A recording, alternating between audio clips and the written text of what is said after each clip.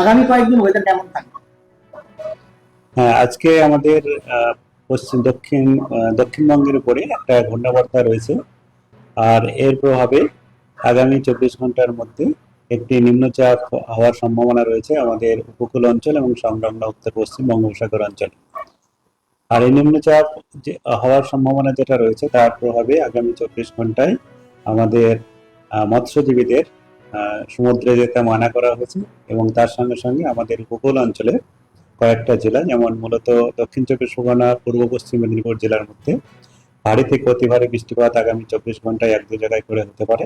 এবং তার সংলগ্ন জেলা যেমন উত্তর চব্বিশ পরগনা, হাওড়া, হুগলি, কলকাতা এবং বাঁকুড়া এবং ঝাড়গ্রাম, এই জেলাগুলোতেও ভারী বৃষ্টিপাতের সতর্কতা দেওয়া হয়েছে আগামী 24 ঘন্টায়। আর এর প্রভাব আজ এবং কালকে পর্যন্ত থাকবে আমাদের রাজ্যে।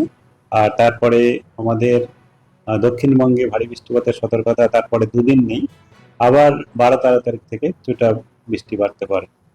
আর উত্তরবঙ্গের জন্য আমাদের ভারী বৃষ্টির সতর্কতা আগামী 24 ঘন্টায় নেই। এবং তারপরে বৃষ্টিপাত কমই থাকবে, তবে বজ্রবিদ্যুৎ সহ এক দু জায়গায় ভারী বৃষ্টিপাত আগামীকাল বা তারপরে হয়ে যেতে পারে। কলকাতা তার পার্শ্ববর্তী অঞ্চলে সাধারণত মেঘলা আকাশ থাকবে। তার সঙ্গে সঙ্গে কয়েক পশলা হালকা থেকে মাঝারি বৃষ্টিপাত এবং 24 ঘন্টায় সর্বমোট ভাবে ভারী বৃষ্টিপাত হয়ে যেতে পারে। এই হচ্ছে এখন আমাদের পূর্বাভাস।